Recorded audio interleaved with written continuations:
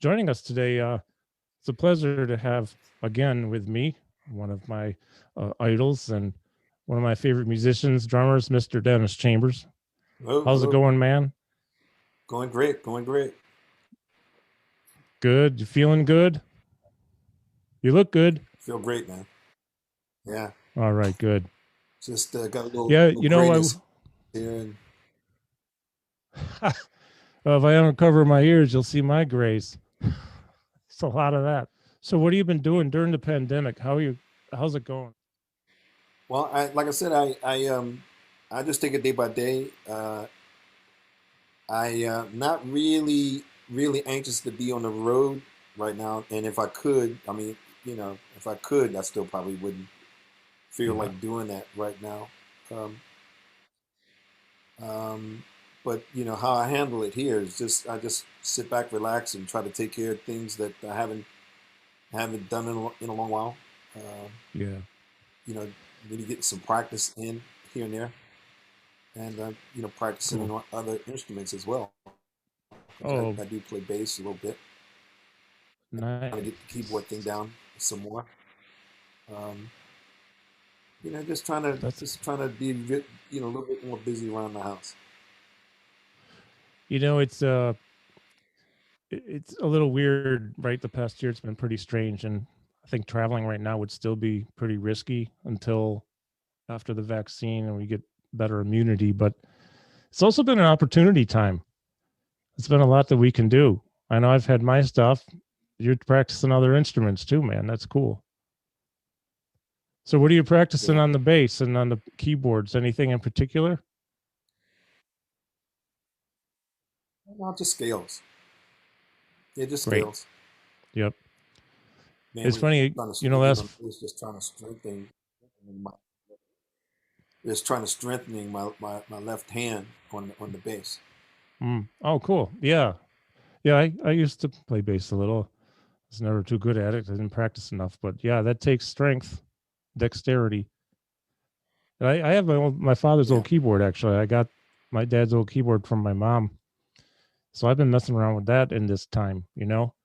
So, Vivian Lalou, he's here. Vivian's in Europe and France, I believe. Great songwriter, great musician. Mark Mondesir. Thanks for Michael Malo's with us. So I wanted to tell you I was talking with and please if I space out, I'm really sorry. I'm as focused as I can possibly. Oh, I want is this. I got this thing in the mail yesterday from Therese DeMusio. Do you have this? Do you have a copy of that? No, I Tales don't. from the Symbol Bag. Oh man, I'll see if I can hook Yeah. you up.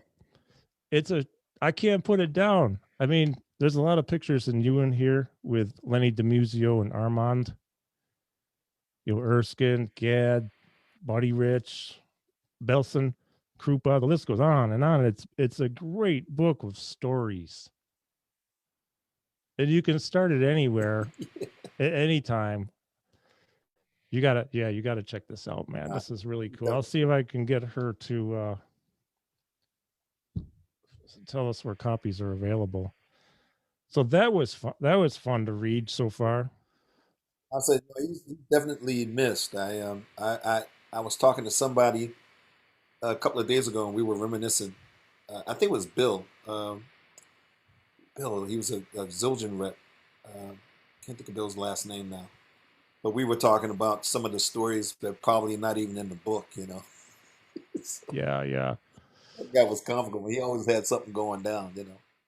Yeah, that in fact that was one of the comments yesterday. Is while I was talking with Johnny de Christopher, so well, some of the stories between about Armand and Lenny cannot be told. Yeah, yeah. Yeah, I was thinking of something. Last time we talked, and I'm going to dial back around to Symbols, Zildjian, and Lenny and them. But did you tell me you have a set of Papa Joe's drums? Yeah, You do? yeah, Did you know? Did you ever meet him? Did you get to know him? yeah, man. Yeah, yeah. Oh Now, man. Pop, he was a sweet guy. I saw one time where I went to see Louis Bellson in New York while I was in New York, Okay. to see. I went to see. Well, I was in New York doing some recording, doing some work, and then I went to see Bells at some club. I forgot the name of it now. It's not even there. Mm-hmm.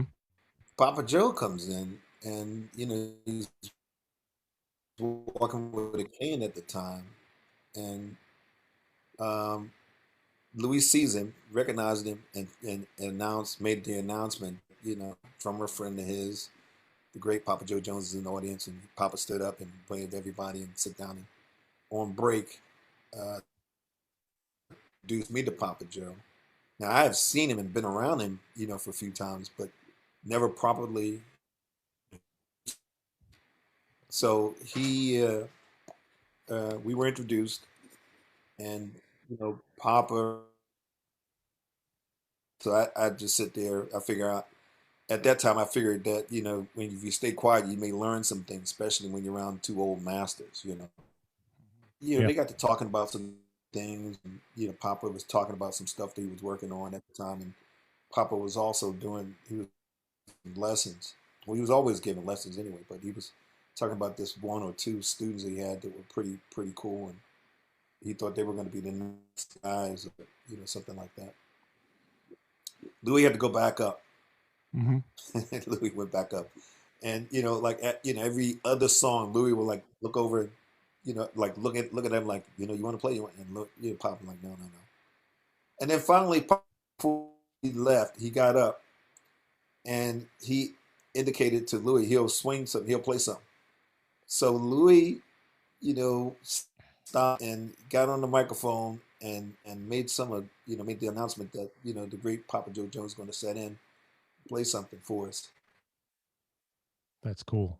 Came up with a newspaper in his pocket or something, and he asked to give him a table. They got him a table. He put the newspaper out on the table, and Louis gave him some brushes because he asked for them. And he swung the band with a microphone over the table with brushes on the table. Wow. And it was like the greatest thing I've ever seen. That They that's had mastery, the man. mic, That's mastery. up loud so you can hear all the swishing and swiping and stuff. Yeah. That's just great, man. Wow. Yep. I was talking with Peter Erskine a couple weeks ago about brushes for I think today's drummers, and I'm generalizing, but kind of a lost art. And brushes are just so unique. I used to use them when I lived in an apartment. I had my set up at 4 pieces of cardboard that would fit right inside the rim on the heads of the drums. And I would just practice like that, and then like rags over the cymbals and just play with brushes. It actually became really good for my control. Controlled Right. bounce instead of actual bounce, and getting the motion down is really cool. Right. Yeah, I've seen you play brushes a number of times with Mike Stern at the Regatta Bar, where there's maybe one of those smoking kind of up tunes, and you're just brushing. And actually, what's really cool, what I love, is how you'll take it further and further and further with brushes, where we want you to use sticks, except that you make us want stuff more because you're a master of that. And then when you open it up into sticks, it's really light, and then build, release, build, release. And I mean, that is a great skill, talent. It's beautiful. So you have a set. I remember you talking about that with me. You have a set of Papa Joe's. What Yeah, do you have? brushes. What did he play? It's a looking kit. I'll Okay. send you a picture of it. Oh, cool. Yeah, that'd be great, man. I have a question from a friend of mine in Montreal, a really great drummer, Michael Mello. We were talking about this earlier, Mike and me. Kind of wondering, first of all, you're one of Michael's favorite drummers. He was curious to know, with all the YouTube videos and drummers and musicians on there, do you notice any kind of change in approach to drums or musicianship, good and bad, today, as opposed to the days before we had YouTube and internet to be watching stuff? Does that Well, I make sense? noticed there's a lot more musicians Yeah. nowadays, a lot more drummers. Huh?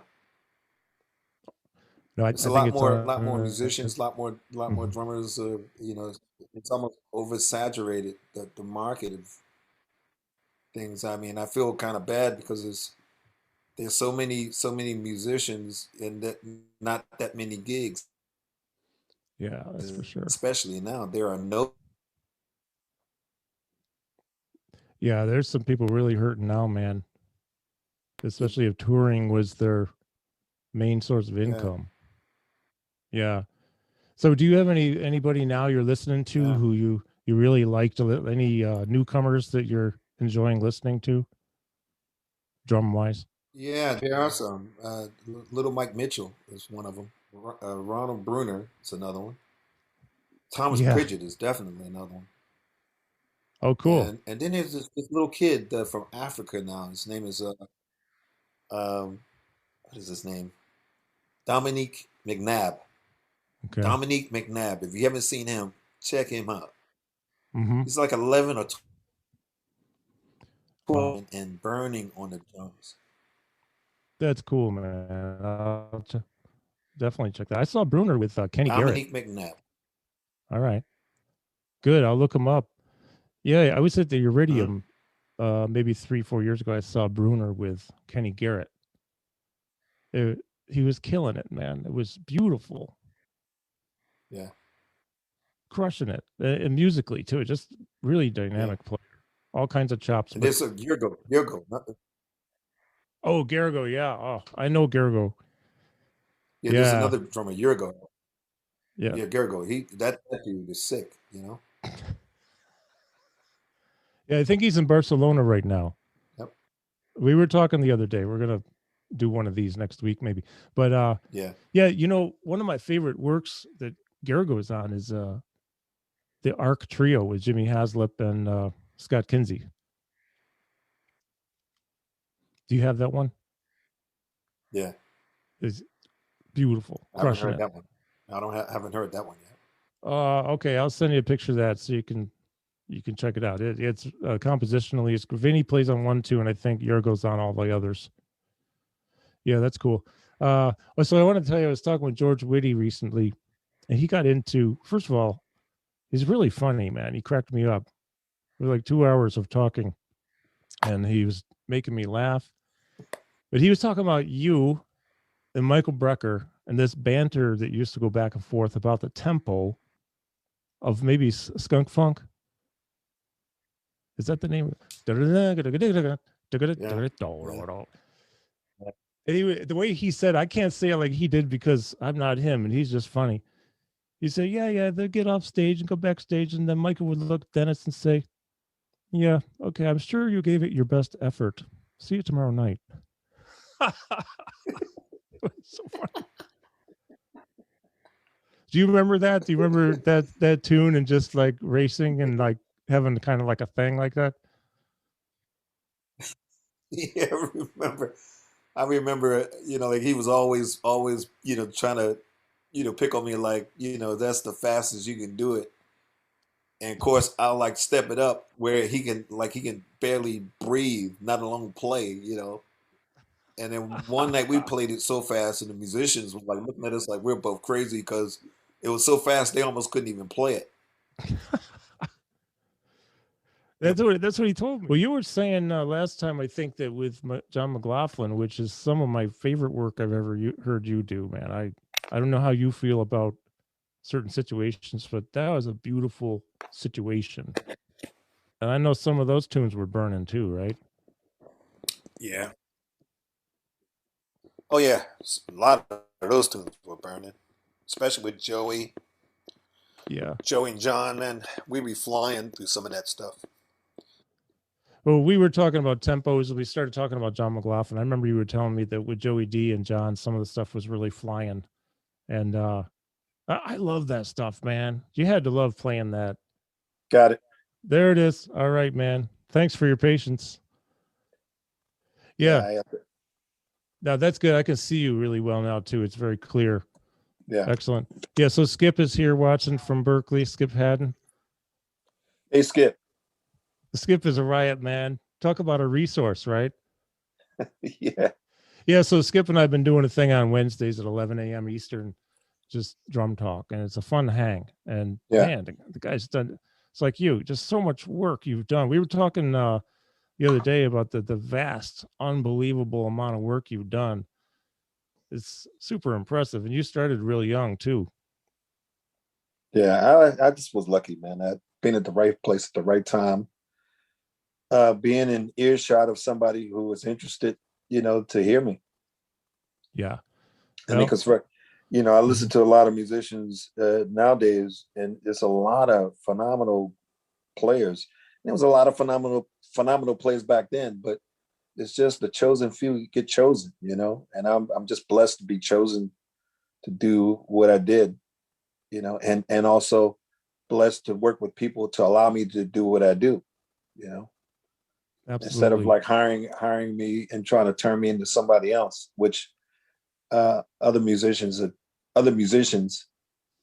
tend to do sometimes. They hire people and they hire the wrong people for the wrong reasons. And they Yeah. hire these guys and then they try to turn them into like somebody their favorite player or something. And Yeah. sometimes that can deter a person of what he wants to do and how he wants to sound and how he wants to express himself. Yeah. Exactly. The topic that keeps recurring with everybody I talk to, um, you gotta be you because you're the only person you can be, anyways. Yeah, So when it comes out through our playing, through whatever we do, a form of expression. So I mean, I copied you the best I could on Blue Matter. And a bunch of other stuff, but I had to be me because I have influences, right? So you we are a product of our influences, but eventually we form a voice of yeah. sorts. Yeah. And I love it. A couple of things I just want to say is finding your voice and being able to, for the listener, especially the trained listener, to be able to distinguish who it is. Oh, that's Dennis. I can just tell. That's really cool. I love that. Well, yeah, I think that's the most important thing is to try to have your own style or your own sound or Yeah. have something, to contribute back into, to music, whether it's through writing or whether it's, just playing your instrument and just expressing yourself freely, uh, musically, that is. Hmm. Yeah, Musically absolutely. expressing yourself freely and not just go up there and just play a whole bunch of stuff or go up there and just try to, the whole song is a drum solo for a whole Hmm. set, that's Hmm. that's not cool either. No, no. Well, I mean, I've talked to a lot of people about this. Most recently was Mike Pope last week, because Mike and I've been going back and forth a lot of stuff. Uh, I mean, it's public knowledge. He had a stroke years ago, and he went through a lot of rehab. So we actually talk about a lot of this brainy neuro stuff because that's my line of work is cognitive and memory rehabilitation and movement too. But uh, so we have that dialogue going on. But we were actually talking about music last week, and he was just saying, the tour with Gambali that you did about a year and a half ago. Yeah, First of all, he said it was a really fun hang because you guys are kind of like a tight knit crew. Oh, Sean Whalen too. I talked with him too. They were both saying how, the thing about Dennis is he can go like balls to the wall if he wants with chops and this and that. But what's way more impressive and appropriate is that, and I noticed this when I was there at the show in Auburn, at the Auburn Public Theaters. They say, and I see how you just do the right thing, the right feel, the right volume, the right this and that, the right level of busyness or not, and bring out the best in the others, man. And you're really good at making everybody up, making the whole situation elevate and bringing the best out of them. And that's coming from them saying that. I mean, I'll say it too, but those are your bandmates talking. That was a appreciate. fun gig. Well, I appreciate that. I've always said, whatever I'm in musically, whether I'm walking into a studio or whether I'm walking on a stage or if I walk into a room to practice with a band, my first thing that I look for is try to be musical and try to figure out how do we make whatever this thing I'm in work. Mm-hmm. It's not me making it work. It's just how do we make it work? Yeah, it's the old Muhammad Ali quote, right? It ain't about me, it's about we. Right. I forgot about that one. And it's true. Yeah. But but all great musicians, that's how they look at it, and that's how they do it. They hire who they want to hire, and then try to figure out how do we make it work. Yeah. Well, something for all of us to aspire to be the best we can in that area. I mean, you're at the top of the list with that one, being able to make stuff work. So I'm just curious. I heard you talking with John DeFrancisco. I know you had a couple tours planned this year. What do you think might happen? Maybe one in May. Do you think that'll come off? Well, there's a tour in June, July. It's with Dean Brown. Okay. And then there's a possible another tour with an Italian pianist who's a phenomenon, actually, for the rest of July, if that happens. But all this stuff is depending on what we're dealing with right now. Yeah. If this vaccine is going to cool everybody out or not, and if people take the shot. Oh, I know. Yeah. My wife is a retired nurse 2 years ago, but she came out of retirement to administer the vaccine for a temporary full-time gig for about, however many months it lasts. And they're cranking through 3,000-4,000 people a day down here at the New York State Fairgrounds. So, but it's good to see it happen. And I just hope enough, so we'll keep an eye. I watch your website anyways, because I love your site. You have some great music on there from your solo CDs too. We were talking last time, New York. No, is it Paris on My Mind? That one.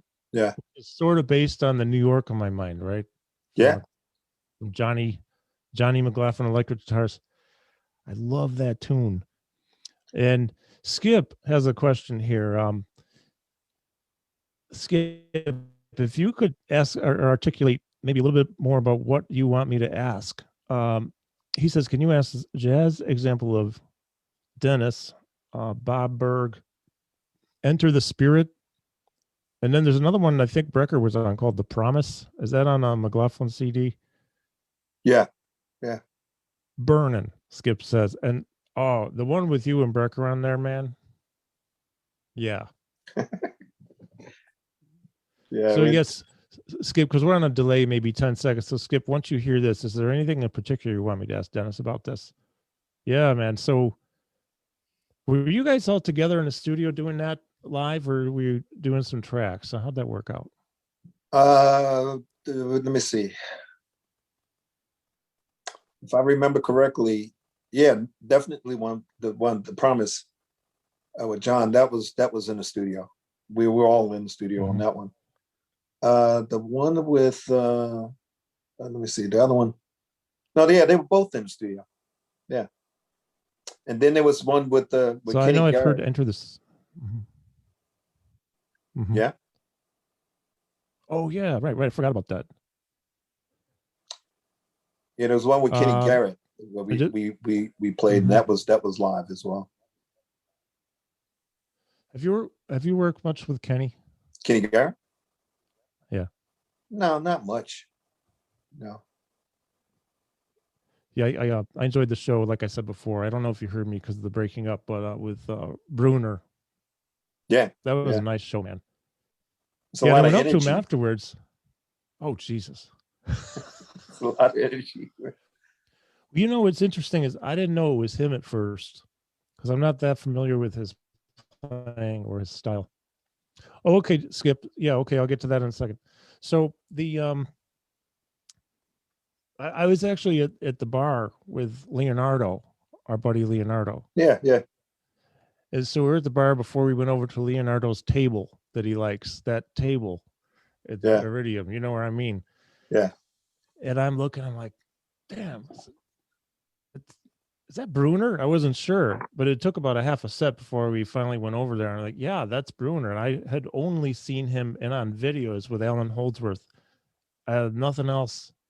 I didn't see anything of that guy, but he was completely different with Kenny Garrett. I really enjoyed it a lot. And Kenny, man, that guy, it's pretty intense. Skip is talking about you saying he plays a small kit on the Bob Berg, The Promise. Such a different sound, but that was a long time ago. Yeah. Yeah, that was a 20-inch kick, 12 and 13 rack, and a 14 floor. Whoa, cool. Yeah, that's good stuff. I was listening to, I think it's called Games the other day. Bob Berg and Stern and you. I'm not sure who was on bass, but it's a live version. Another one that if I'm gonna like do something that takes a lot of energy, I'll put that on. Right, or I'm going for a run or something. Yeah. So I had another question though. Let's see. This is from Michael Mallow. I think I didn't complete a question. Oh, no, I'm sorry. That was my bad. So Dennis, you've been doing any recording during the pandemic? No, I have some recording I have to do. In fact, I have a recording session tomorrow with Paul Reed Smith, the guitar maker. Oh, great. Paul Reed, Gary Granger, Greg Granger, and Juju House. No kidding. And there's two other gentlemen, I can't recall their names, but they're two guitar players. I just met them, I think, for the first time 2 days ago. That's yesterday. Great. I always wonder what happened to Gary Granger. What's he doing these days? No, he's really busy. He's doing a lot of things down here in Maryland. And he also plays with a group called Acoustic Alchemy. I think it's a Britain band. Mm-hmm. And he's involved with a lot of things down here. He's giving bass lessons, of course. And he's doing, he's involved with a lot of cover bands. Okay. And they're very successful. That trio, I think it was a trio, right? It was Sco, you, Gary. Was there a keyboard in that or not? There was a keyboard player, yeah. The last thing we did was with Jim Beard, who was, this took it to a whole nother level, actually. Yeah, that guy. I'm pretty sure I saw him with Steely Dan. Is that possible? Yep, that's like maybe 2 years ago, 3. Yeah, I've probably seen him 3 or 4 times with them. And he and Keith Carlock. There's another guy for you, right? Yeah. Jeez. It's like, how do you guys do this stuff, man? Hey, like I said, we just, you get a call and you just go in and try to make it work, man. Just try to make it work. That's the true professional speaking right there. That's the way it is. Yeah, Gary, that I was listening to I don't know, I found something on YouTube the other day. It was the Scofield band. You and Gary, man, holy crap. It's like you were reading you're telepathically in each other's pockets. Well, that was the first band that Gary and I actually played in, I think. Mm-hmm. Or maybe there was another band before that called Secrets, I think it was called. But that was like it was like a cover band, and we used to play with some local musicians here. Mm-hmm. But the real band we played in was with Scofield. Yeah. Other than that, all the other times, we kind of grew up together, but we always, sitting in, not always, but 3 times we sat in with each other and do some playing there. So, he was familiar with my playing, and I was very familiar with his playing. Oh, that's cool. Yeah, he just, he had a great tone, great sound too. Yeah. I love those. And he was the guy that he was the one that got me in the Scofield band, actually. Oh, cool. Yeah. How long was that? How long were you with Sco? I think it was like 3 years or something, I think. Because you got Blue Matter, and I know there's another CD album. I can't remember the name of it. I have it. on vinyl, but I can't remember the name of that. Yeah, it was Blue Matter, Loud Jazz, Blue Matter, Pick Hits. All right, okay. Well, with COVID brain, I don't remember much anyways. And it was a long time ago. Jeez. Well, that was in the 80s, maybe Yeah. mid 80s. Yeah, like 80. Let me see, I was with P-Funk. The last thing I did with P-Funk was 84 or 85. Mm-hmm. And it was right after that. Okay. Yeah, so I have a question for you, and that is, you mentioned a while back, and you may have talked about this with John the other day, so I don't necessarily want to repeat things. And John, in fact, I was talking with John yesterday. I said, "Dude, man, you just had Dennis on, and I don't want to I'm not here to step on anyone's toes." It's no, it's just go with the flow, But you had mentioned maybe during your conversation with him, and certainly with me last time, that one of the pivotal moments for you early on was seeing Tony Williams. Yeah. Yeah. How old were you then? Because you were like a kid, right? Yeah, I think I was either 7 or 8 years old or somewhere around in there. It was around about the time they did Miles Smiles, because I remember somebody made an announcement. Miles made an announcement with somebody, and they announced that they had just finished the record, and they were going to play some tunes from it. Oh, cool. And I remember them saying it was Miles Smiles. Wow. I mean, what were you listening to up to that point? Like, who were you listening to? Well, definitely what was around definitely was James Brown, soul music, Sam and Dave, the Stack stuff. Yeah. And also the Motown stuff of the British invasion, everything that was around at that time I was listening to. Yeah, that's cool. Marvin Gaye was definitely big influence. His music was a definitely big influence on me. Yeah, I never forget when he passed away. I was living in Evanston, Illinois, with the intention of going to school at Northwestern, which I never did. That's another story, but he passed away while I was there in the early 80s, and I just couldn't believe it because he was supposed to come to town and I was going to go. Yeah. Yeah, beautiful music. So you're like 7 years old and you see Tony Williams. I mean, like what's I said, going through your head? Well, I mean, like I said, I was 7 or 8. Can't remember which. I had to think about what year that record came out. But when I saw it, well, first of all, the club owner, was telling me, he said, you think you're a drummer, you need to come check this guy out on the weekend he's going to have. And every day I saw him, or every 2 or 3 days when I saw the guy before the show came up, he was like, was telling me, like he'll make sure he'll get me in, because he owned the club. He makes sure I get in and all that stuff, because back in them days, it was illegal to have a minor and it still is. It's illegal to have a minor in a place that sell liquor. Mm-hmm. Mm-hmm.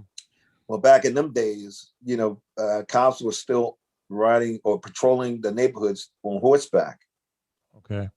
So the guys who patrolled that neighborhood at that time, there was some payola going on. So he would pay them, not to come in, at certain times. And he don't arranged come in, that. Dennis is here. Well, that and probably some other stuff he had going on. Yeah, could be. Yeah, for sure. But I got a chance.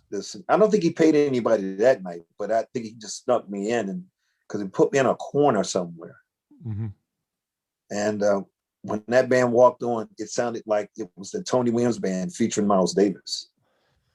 Tony played like the cops were outside waiting for him. Wow, man. Yeah. He was just burning. Well, there seems to be a change in his playing that happened drastically from early on. Like if you listen to Four and More, versus 3-4 years later, there was an intensity that built. And I had read something. Now I don't know if it's true, because maybe that instead of the bounce, doing a double or whatever and catching the rebound, he was intentionally doing a lot of single strokes.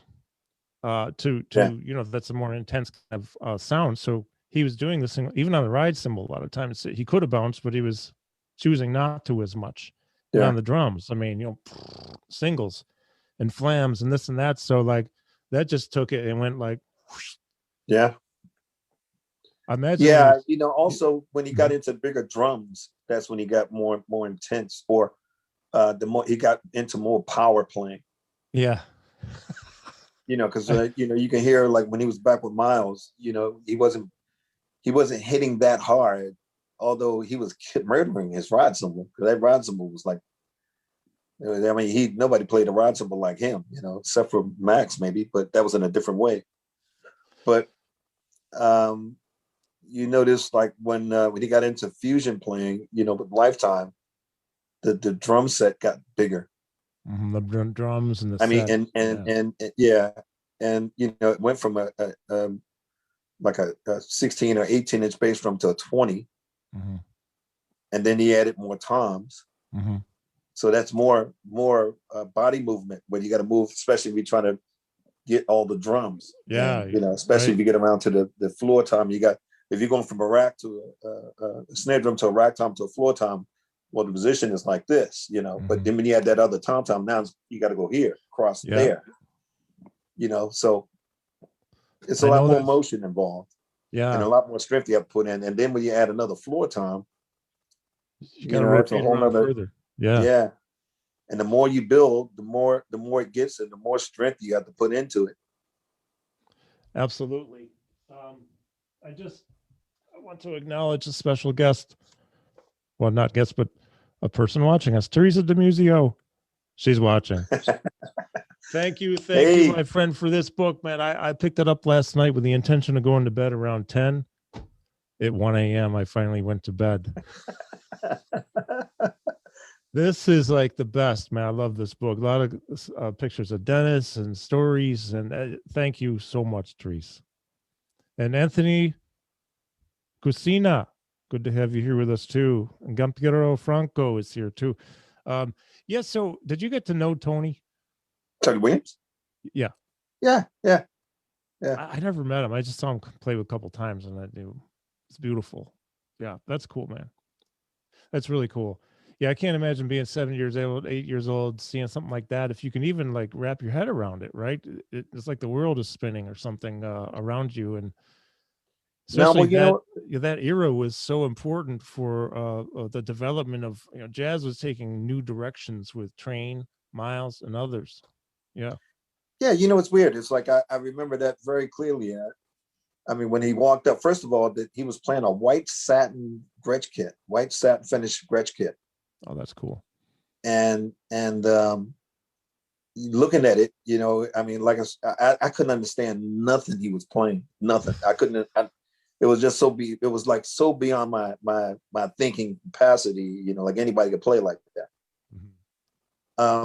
But I knew I was seeing something great. And it had such a profound effect on me that I couldn't sleep for 48 hours.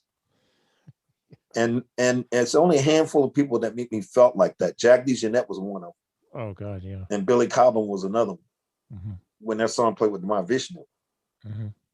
It was like I couldn't sleep for like 48 hours, man. I was just spellbound. Buddy Rich did that to me too when I first saw him. Me too. Yeah, I was 9 when I saw Buddy the first time. My dad took me because my dad was a drummer and a lot more. He did composing, arranging, piano, flute, but drums were his main instrument. He took me to see Buddy. I was 9, and that was it. Yeah. Sealed the deal, man. I'm going to be a drummer. Then my 7th grade English teacher turned me on to Chick Corea, Return to Forever. Rest in peace, Chick Corea, man. I can't believe he's gone. I wrapping my head around that one.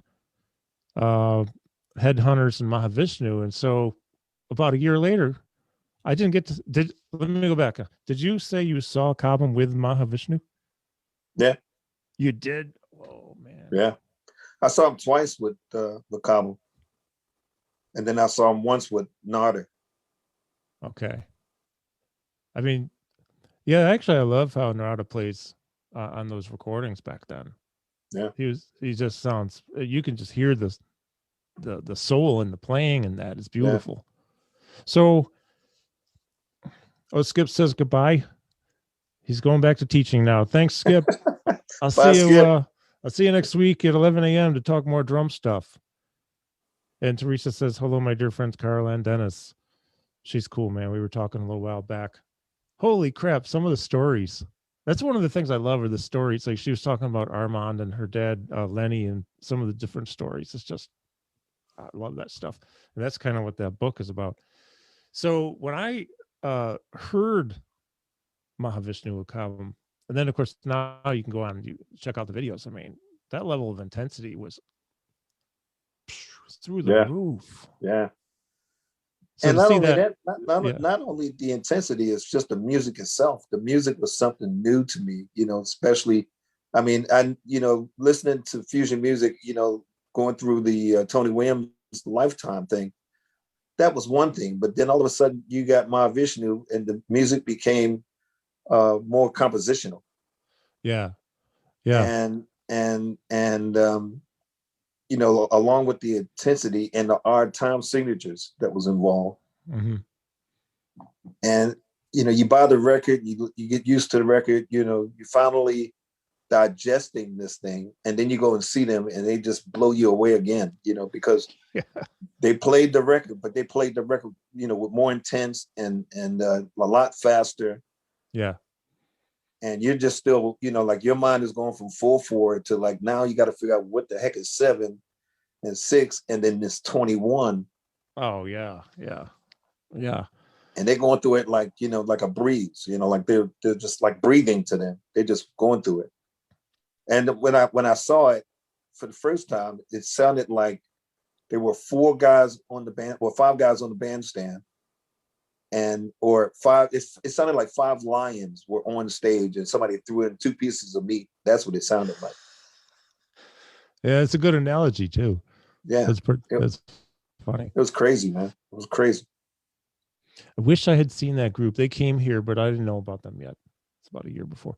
And then I did see Return to Forever with Lenny, and Al Di Meola had just joined the band. I think I was like 13. And of course, then I also saw the same year I saw Billy Cobham at a clinic. So of course I had to reverse my ride cymbal and go left-handed just to try it out. Because it seemed fairly economical to do that in a way. Like if you look, I mean, you could be going left-hand ride and left-hand hi-hat, and then, you don't have to cross the body so much, but it just didn't work out for me. Yeah. Well, but it was good to practice, though. I always, after seeing Billy do it, I always thought that was the correct way of playing the drums. Mm-hmm. And then I see Lenny White, came along, and then, like he confirmed it. Especially with he was busy, like getting around the drum kit, and it was so easy for him because, by him, if he got to hit the floor tom or play the floor toms or play the rack toms while he's playing the hi-hat, it's easy for him to split that way. Just take your right hand and just go to the floor toms and do what you do, and you can still play the hi-hat with your left hand, or you can play your rods with your left hand while you're traveling around. But if you were to do it the other way, where you got your right hand and you're playing the hi-hat, now you got to cross your left hand over to the floor tom. Yeah. Or take the floor tom and stick it over on your left hand side. Exactly. I've seen you do some left hand lead stuff on hi-hat. Yeah. I play both ways actually. Mm-hmm. Yeah. But I favor the right hand side. Me too. Because I have to. Not because I want to. Yeah, man. So that just, oh man, I just had a fleeting thought went through Cobham, energy, fluidity. No, that's what I was going to say. As I remember seeing you on a few different occasions doing left hand lead and hi-hat. I'm like, that son of a bitch. With love and respect, of course. All good, positive stuff. Yeah. So Jack was another one for you? Jack, Oh yeah, Uncle Jack. Me too. So when did you first see him, or hear him, or see him? I think the first time I saw him, it was in the 70s. Though it was, I think he was playing with, if I'm not mistaken, I think it was Charles Lloyd. I saw him play with. Oh yeah, at maybe. the left bank down here in Baltimore. Oh, cool. Yeah, he messed me up too early on, and then I saw him on the Pat Metheny song X tour. That was my introduction. So it was Ornette, Coleman, DiNardo, and then Charlie Hayden. And actually, my favorite part of that, no disrespect to Ornette, I didn't understand what he was doing all the time. Although some of the Hmm. stuff I loved, I thought was really beautiful. But when Metheny, Jack, and Hayden were just burning as a trio, I Yeah, mean that was a fairly pivotal night for me. Just watching Jack to watch what I'd been listening to for years. yeah, yeah, You know the deal, man. You know what I'm yeah. talking about. The way he He plays, just got that the thing. way he bounces off those drum heads and cymbals, and how he connects or combine rhythm.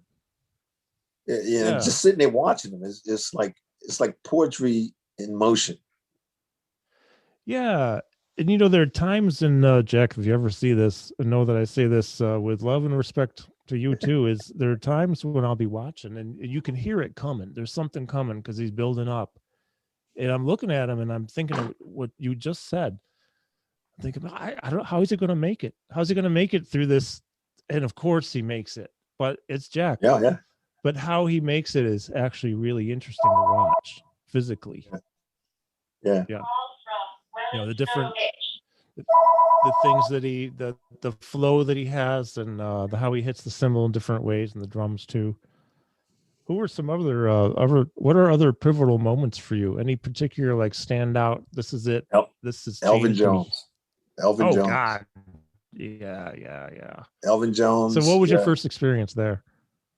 I it was scary because I never watched somebody that I never watched anybody who play with such feeling, Mhm. and there's such feeling where you can actually hear him growling. He did that too. He had the You know, growl. man, and the look on his face. I mean, you can tell he's loving it, but man, he was like so into it, and the stuff that was coming out was just so fluid. Yeah, you're not kidding. When he swings a band, he swings a band. And it's so elastic.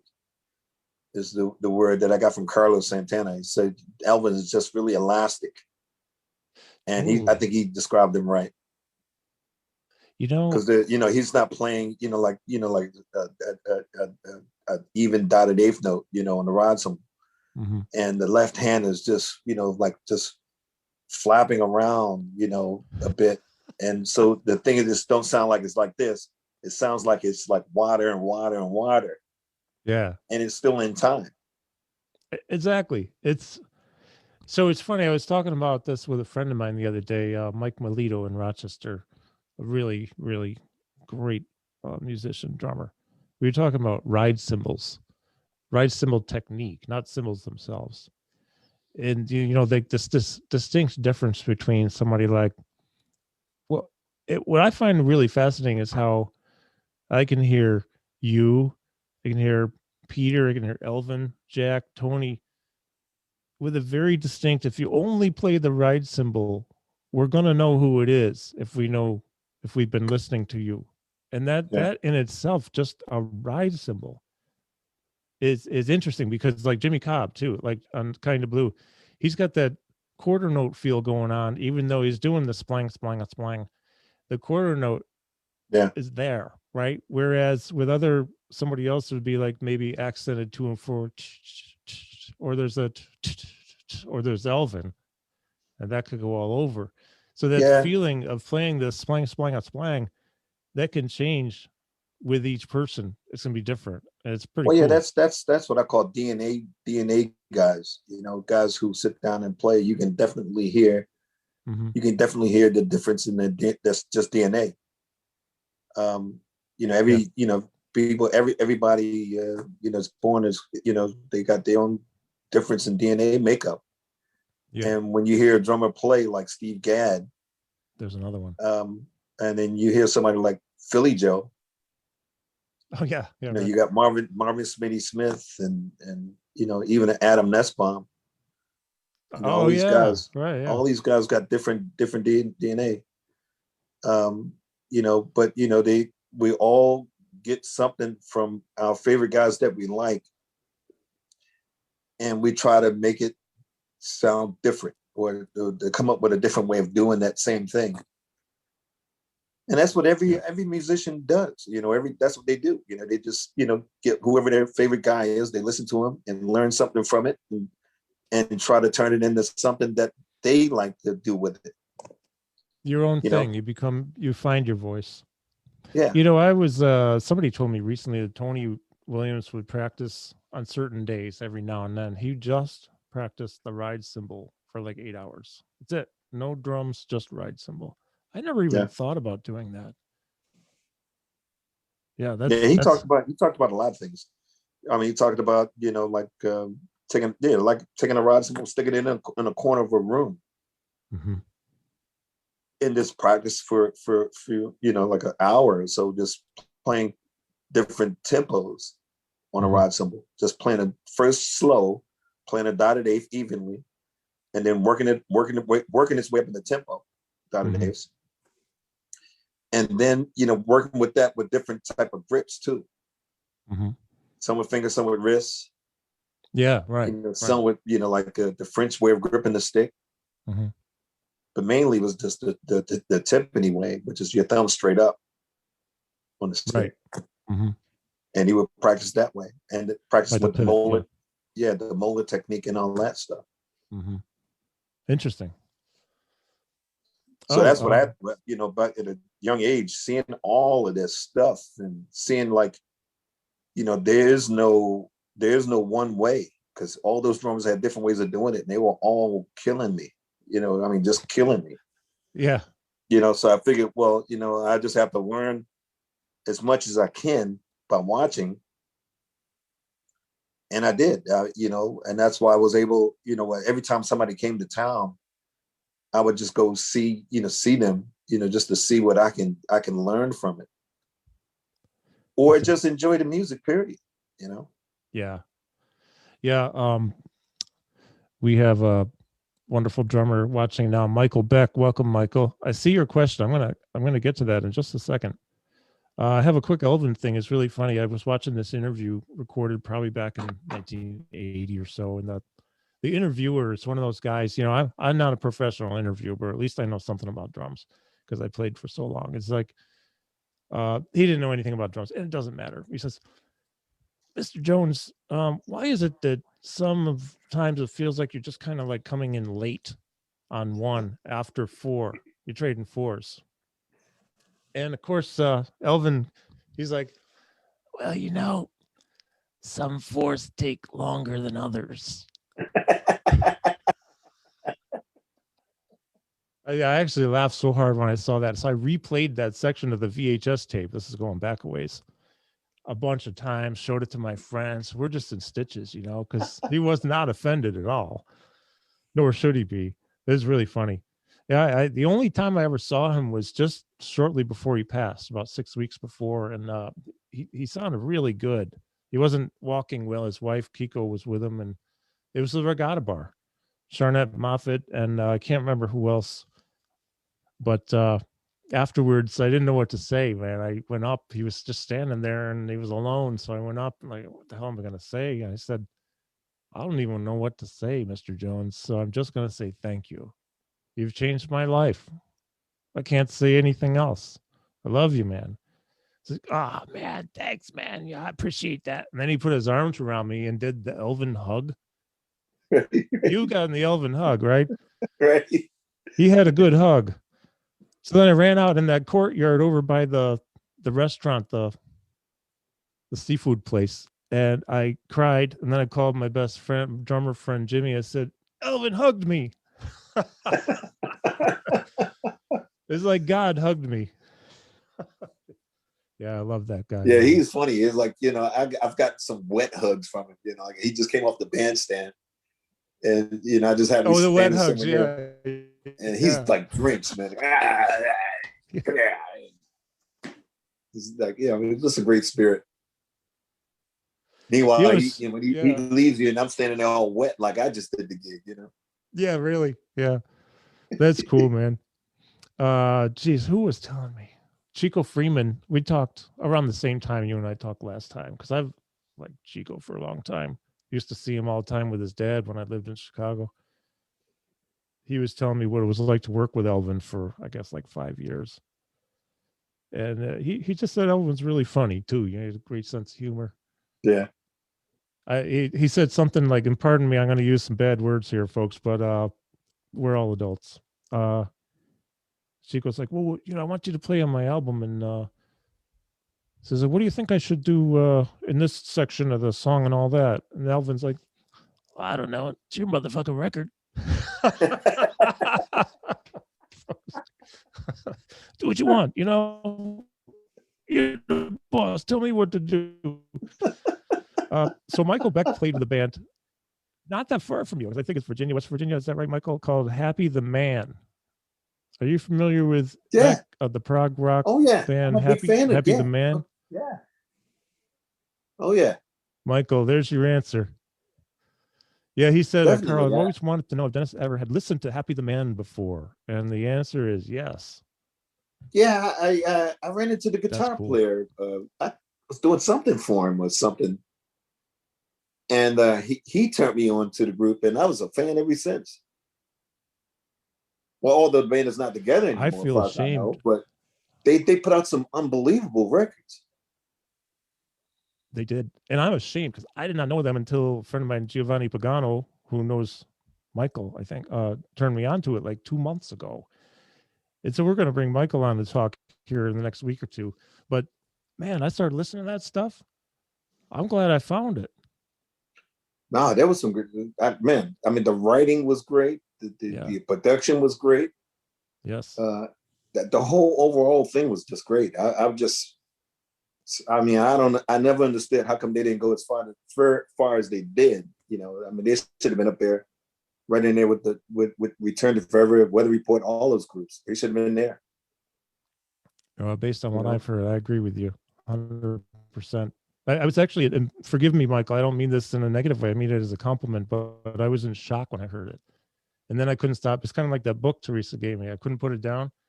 So I couldn't stop listening to Happy the Man because I was just so happy to have new music, a breath of fresh air of beautiful, well-written, well-produced, well-played music that's different than anything I've ever heard. Yeah, I agree. Yeah. Plus, I was happy to know that they were from this area. I think, is this right, Michael? Was it Virginia or West Virginia? Something like that. That's not too far from you. You're Baltimore, right, Dennis? Okay. Yeah, I could be wrong about that, but I think I'm not wrong.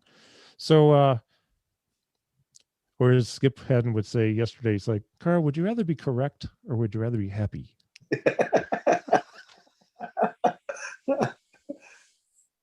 Okay, I'll be wrong and happy. Right.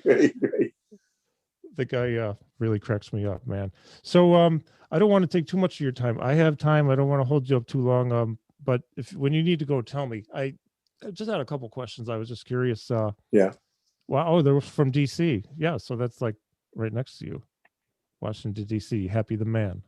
Okay. Thanks, Michael. I appreciate that. And we're going to talk probably tomorrow night. Tonight's tough for me. And we'll schedule something. What do you have coming up, or do you have anything come up in the way of any more solo projects, CDs? Who, me? Yeah. No. Who else? No, I mean, because everything is shut down right now. Like I said, I have to do a recording tomorrow with Paul Reed and Paul Reed Smith. And that's cool. Other than that, I'm trying to do some online teaching through a company called Meat Hook. Do some things through them. And did you say and then teaching? I have a few other Did you say teaching? Yeah. Doing some online lessons through them. Nice. Other than that, I just have projects I have to get back and try to finish up these projects I have to do that I've been waiting so long to finish up, actually. Due to my bad health at the time, I couldn't do it. Yeah, sure. You look good, man. You look radiant and healthy. I look great. Yeah, well, you're distinguished. That's the word, isn't it? Yeah. I'll be 60 this year, and I'm getting all kinds of colors going on everywhere, man. So You I'm start, told you start looking like a tree in the fall when it changes all the colors. my wife says you're not getting older, you're getting more distinguished. I said, oh, Right, all right, baby, just keep it coming. right, Keep pumping me up like that. right, right.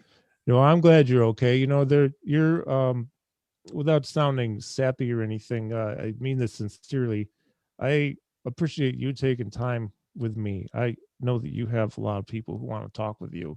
So to choose to join me is an honor for me, a pleasure for me. But you're very important to me. You're very important to a lot of people.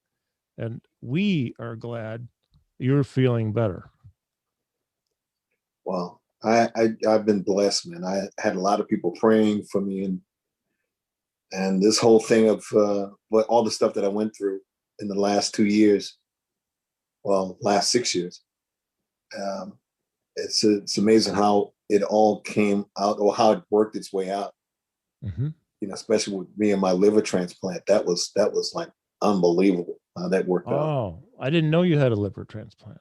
Yeah, it was a liver transplant, and it was unbelievable, man. Well, How it worked out. That's the only thing I can say about that. well, it's complicated stuff, man. I mean, I'm small time with cornea transplants, right? I mean, when you're replacing an organ, I mean, the drugs you have to have for Mm-hmm. anti-rejection and all this kind Yeah. of stuff for the rest of your life, right? So, and that could be maybe even. Malcolm Moore is here. Hey, Malcolm, my friend in L.A. used to play in his band. Man, I love that band. Speaking of prog rock, it's the only band I ever did prog rock, and we were jamming. Tony Levin plays bass on his CD because he and Tony are friends. But this whole thing about the medications and the side effects they can have, that could just mess you up sometimes, So Yeah. when you find the right balance, it's like winning the lottery or something. Yeah. Well, and Rick Latham, Rick called me last week because not music related, is actually having to do with my business for somebody he knows with a neuromuscular disorder. I had mentioned, I think Dennis is coming on soon. He says, "Oh man, how's he doing?" Because he didn't. So Rick says hi, by the way, Rick Latham. Okay. Tell him I said hello. Tell him I said hello. I will. He and I be talking a week from Saturday. But he and many others have reached out. How's he doing, man? So I don't know, but I hear it's probably pretty good. So I'm just glad to see you're looking healthy and feeling good, man. Yeah. We need you around, man. You got to be kicking our asses for a long more time to come. Yeah, I got to get back downstairs to the drawing board. It's the never ending process, right? You never arrive. It's always a journey. Yeah. And there's one other thing I wanted to say. Nope. I think I answered that question. I think we're good. Well, again, thanks. Thanks, Dennis. You're welcome. I'll send you the Really pictures appreciate. the Papa Joe kit, and I'll send you the Oh, picture I of would love. no, I'll send you the picture of I got a picture down. Let me see. Oh, I got a picture of Blakey's kit set up when I set it up. I got that. I'll send you that as well. Oh man, that'd be cool. That'd be great. Oh, Therese, if you're still with us, is that book? Is this available anywhere? Dennis, you said you don't have a copy, right? Nah, it's the first time I've seen it. Yeah. So every drummer should have a copy of this, and so if so, just tell us where to get it because this is a must-have for any drummer. Doesn't matter what style of music they play or anything. It's and any musician really who has an interest in. It's just so cool. Well, good. Well, listen, I want to thank Malcolm, Michael Beck, Andy Reeves. Who else is with us? Donna Pacini, Skip Haddon had to leave. Therese, Anthony, Gampiero, Julia. I can't go back any further. Mark Mondesur. Mark You and I Mondesir, talk yeah, later yeah. today. Michael Mallow, thanks so much. Yeah. Thanks so much for joining me, folks. And more than anything, though, Dennis, my friend, thank you. We love You're you. welcome. Thank you. And we can't wait to hear some more music coming out of you. Okay. Therese says get in touch with her. Okay. So if you need any info, I'll connect you guys. Yeah. Yeah, thanks. We are important to us. We love you. Stay healthy, my friend. Okay. And thanks again for taking the time today. Always a Hey, pleasure. one other thing though, speaking of Mark Mundesier, Mark Yeah, Mundesier is another phenomenon, man. Uh, you know, I know. a lot of I've people in never seen him America, live, a lot of but people in America don't know him, and there are a lot of people that do. But the ones that don't know him, the way I know him, when I first saw him, he was playing with Courtney Pine. He's another guy that blew my doors off too. Just watching him, because first of all, he looks younger than he is, and I thought it was a kid back there playing drums, and yeah. he's, I mean, he was so focused, and the sound was, or the playing was so interesting. Um, he's another Oh yeah, phenomenon, man. yeah, Another phenomenon. Great player, great person. Yep. yeah. I've seen a lot of videos with him, with John McLaughlin and Gary Husband playing keys, or maybe a drum duo, right? Hmm. Like Hmm. like he does with Ranger. And what a beautiful player, Mark. You're one of those guys, man. Thank you for all that music. Teresa says she's going to get a copy of the book to you, Dennis. So Cool. Cool. Cool. cool. Cool. Yeah. Oh, and there's just one more thing. I just have another thing. If you have 2 more minutes, Michael Mallow was saying that the Miles Davis album Decoy was an amazing influence on him. He was wanted to ask Dennis what he thought about that period of Miles' music. Decoy, what, maybe 1985, 6, 7? Yeah. Yeah. Yeah. That didn't strike. It didn't hit me as much as all the previous records, that I was into. Mm-hmm. Um, but it was still good music. I mean, especially the comeback record, the comeback, or the Man with the Horn and all that stuff. Man with the Horn. Yeah. Star People, that kind of stuff. That Oh, was really cool stuff. did, Um, did, yeah. Yeah. and that was because with Marcus Miller, had a lot of involvement in it. You know, Yeah. He and really gave a lot of direction to Miles back then. yeah. And then you got Stern was in the band, and Yeah. um, the music was going, like it was just open then. Yeah. And then things got a little, closed up when other people stepped in and tried to produce it, and try to get people to play a certain way. Then things got a little, Yeah. like, well, still great though, still great music. It was Yeah. just wasn't. It didn't have the same effect on me. I remember seeing that band with Stern, Al Foster, and Yeah. Marcus, and it might have been Mino Sanello. Uh, did you ever get to know Miles? Or did you ever work with him or do anything at all with him musically? I'll tell you this. I got a call from Miles Davis. I was on tour with John Scofield, and we were going from Prague, I think, to somewhere, and we had to go through Heathrow Airport in London. And Miles was there. He was sitting in this lounge chair, sketching something, painting and so. Oh So wow. Yeah. John sees him and goes over to him because he's happy to see Miles. He goes over and talks to him, and played him the new record, Blue Matter, at the time. Played him the record, Oh yeah. Okay. and Yeah. they were talking. And I think John said something about Miles asked who was the drummer, and John pointed me out. I'm looking at Miles. Miles pulled his shades down, looked at me, and gave me a smirk or something, and just kept on talking to John. Mhm. Way after that, we were on tour. I'm coming home from Europe. Somebody, while I was in Italy, passed me a videotape, a cassette tape, and it said Miles Davis on it. And the guy told me to guard it with your life. Do not give this tape away. You're going to be Mhm. surprised. So I'm like, okay, whatever. I get home. I almost gave it away a few times too, but something told me to hold on to it. I held on to it, got home, ordered a pizza. Pizza came. I'm unpacking my clothes, popped the videotape in, and it was Miles Davis with the Gill of his band before you ever saw it. Because mine had Whoa. time code on it. Oh Still, really? it was crystal Whoa. clear. Yeah. And I'm looking at this thing, and then all of a sudden, somewhere in the middle of this thing, the phone rings. And I answer the phone, and this lady says, can I speak to Dennis Chambers? I'm like, this is he. And she says, hold on a second. And then another guy got on the phone, or another person got on the phone. He says, "Hi, I'm Peter Sugar. Manager, blah blah blah. I have a client here who's trying to get in contact with you. Blah blah blah blah blah." I'm like, yeah. He says, "This is Dennis Chambers." I'm like, "Yeah." He says, "Hold on," and then Miles pick up the phone. He goes, "Hey, you black motherfucker, when you gonna join my band?"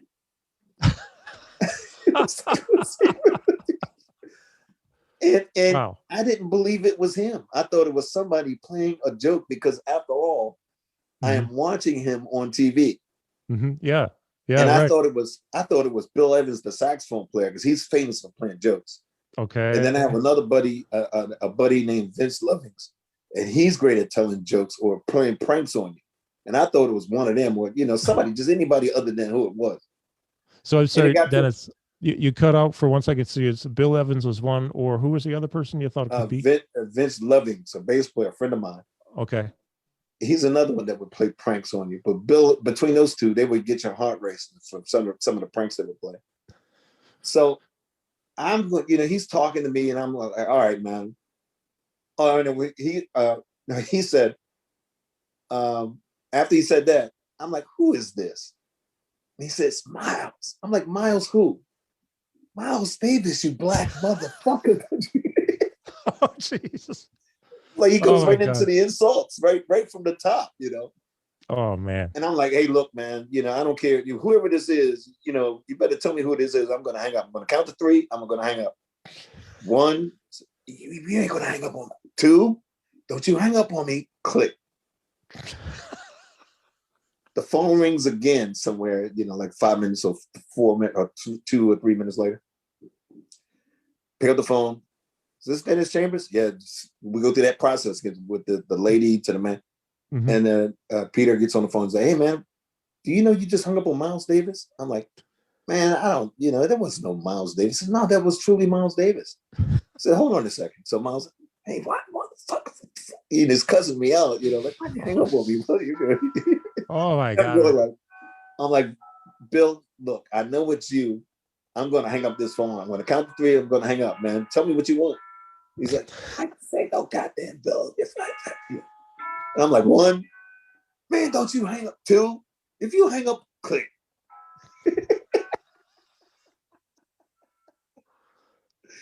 And then the phone rings again, and it's him. He's like, hey, take this number down.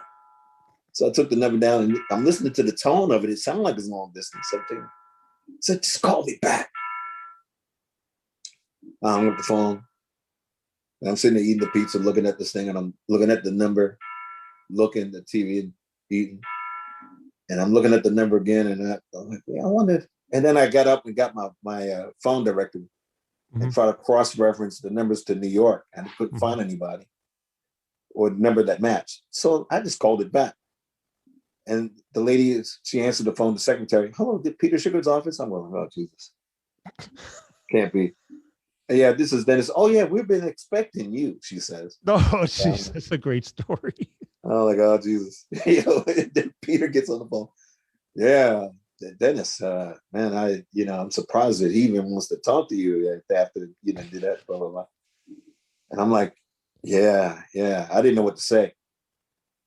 So he said, hold on. Miles picked the phone. Don't you feel stupid, you black? Oh, jeez. And that's when I'm like, yes, Mr. Miles. Oh, my God. That's a really, really great story. Holy cow. So he would just give people crap right off the top if you liked him. That's what I heard. If he liked you, he would give you shit all the time. Yeah, I mean, he was just being himself. He was just a raw guy. He just say exactly what he felt. Like there was no pretending with him.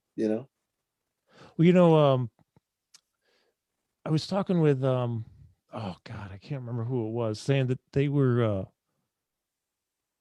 gosh, I wish I could remember who it was. It was just a few days ago. They were on a tour in China with Miles, and they were supposed to open for Miles, but Miles didn't like that. He said, I want to open for you because I want time to be able to go out to dinner and enjoy it.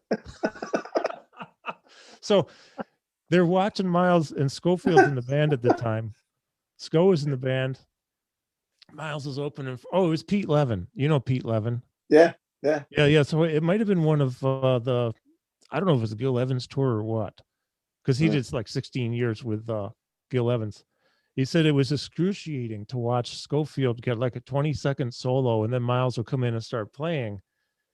And then there's a story, I guess you probably heard it, that they're at the bar one night. It's like Pete Levin and Scofield, and some guy comes down. It's like midnight, and it's Miles' manager. He says, "Sco, you got to come to the room because Miles wants to talk with you." He's like, "Oh crap, this is my dream, man. I just wanted to be in Miles's band. I'm gonna get the axe. He's gonna send me home." Goes up, comes back down, and then Pete Levin says that Sco is so happy. He says, "He likes how I play. He's gonna keep me, and I can solo for like 10 minutes now." I think Skip was the one telling me that he, back in the 60s, he saw Herbie and, the classic Miles quintet. And like when Herbie was new, Miles was like bumping him off all the time. Yeah. Like 30 seconds. And then Miles come in and start playing, because I guess when he likes somebody, he wouldn't let him play much. And they always thought they were going to get the axe. And then they actually end up being in it for a while. Man, that's really funny, man. That's a great story. That's a classic. Well, it's funny. If you get a chance to talk to John McLaughlin, he could tell you some unbelievable stories. I'm sure. About Miles, and even Scofield could tell you a lot of stories. Mike Stern could tell you a lot of stories. Yeah, I'm sure. I mean, some stories Mike told me, I was like just staring there peeing in my pants from laughing. Yeah. So is John McLaughlin. Some of the stories that he told me about Miles, I was like just falling over. Oh man, yeah, I would love to talk with those guys. So did you ever do any work with Miles though, musically? No. I'm just curious. No. Yeah, I had heard that he wanted you to work with him. I don't know who told me, but well, that's pretty cool, rightly so. Yeah, I didn't do it for various reasons. Well, one reason mainly was because a friend of mine was in the band, and I couldn't take a job from a friend. Oh. And I also thought that he played, he did a great job with it, so yeah. That's why I think, Dennis, this goes as another example of what we call integrity and respect, and you're kind of known for that too. Yeah. Well, so I'm going to tell you this story again real quick, and then I'll let you go. So there are times I've seen you, especially with Niacin. Oh my God. With Niacin, yeah. I remember being at the Trail from Buffalo, and I had like front table, and I'm watching you, and I'm watching your face, and you're chewing gum, and you got the hat on, and your eyes are closed, and there's this tune is absolutely like, I'm not sure how you do that, but like you must have a huge lactic acid tolerance in your muscles. But also know there's stick rebound and all that, but still it takes a lot of energy. And I look at the guys, I'm like, man, I'm telling you, he's killing it. He says, I don't know what he's like as a person, but I can tell you if I saw him in a dark alley, I probably would go away because he looks like he could crush you. So I say that because the intensity, and again, it's a compliment really, is you were so focused. You always are when you play, so focused. And then there's this one fill you did. I've never seen anything like it before or since. That just left me with goosebumps and kind of like my tail between my legs, because that's it. I give up. And then afterwards, you're at the side of the stage talking with us. And it was like, oh man, this is like the guy with the biggest heart, the sweetest man in the world with a soft tone of voice. I said, well, of course, then we know a lot of people in common, you and me. So I have a lot of great Dennis Chambers stories that are all good. I don't know any bad ones, by the way. Just about you as a person. So that made me think about this thing of you, a friend of yours is in the band. You don't want to take a job. I mean, that's just being a respectful human, So I admire that. It's good to see that in this business too. Yeah. Yeah, I know I've heard horror stories with other people how things were being taken away from them, and I never wanted anybody to do that to me. So I figured, like I wouldn't do that to somebody else. Exactly. If anything, I would try to help. Yeah. You know, I even Yeah. called the people. I called those guys and let them know Yeah. that I got a phone call or something from. Yeah. By the way, my mom is watching. Oh, Hey, mom. Dennis is one of my favorite musicians, drummers on the planet. You know. So, mom, I'll send you the whole video later. Um, well, okay. That was great, man. I'm glad, actually, really glad that we stayed an extra few minutes because that Miles story is classic, man. That's beautiful. oh yeah, I got a bunch of stories, man. Everybody keep telling me I need to write a book, but then I feel like everybody should write one. You know what? I think you're right about that, though. Everybody have a very interesting story to tell. Absolutely. I would love to see that, man. If you put a book out, I mean, look at all. Well, you look at like you and Gad and Erskine, and well, Erskine has a book or two out, but I mean, there's so and Mark Montessor, Jimmy Haslip, Mike Stern. I mean, so Yeah, all right books because yeah. we'd eat that stuff up. Do you know drummer in Europe, Asaf Circus? No. Okay, he's a badass, and he's watching right now. He did a lot of work with Larry Coryell. He's also a mutual friend of Leonardo. Okay. Moon June. Yeah, yeah. Have Asaf, I met him great to before? see you, man. Pardon me? Ask him, have I met him before? Asaf, have you met Dennis Chambers before? And Gumpiero Franco says, Dennis, true gentleman and true genius, superhero. You're a Thank you. superhero, man. Now you have to write a book. Thank That's you. true. You know, and I go back to this real quick, but you're real important to us. You've had such an impact. And yes, oh, you met in Hong Kong. You and Asaf met in Hong Kong. Who are you working with in Hong Kong, Asaf? I'm just curious. And who was Dennis with that day, at that gig?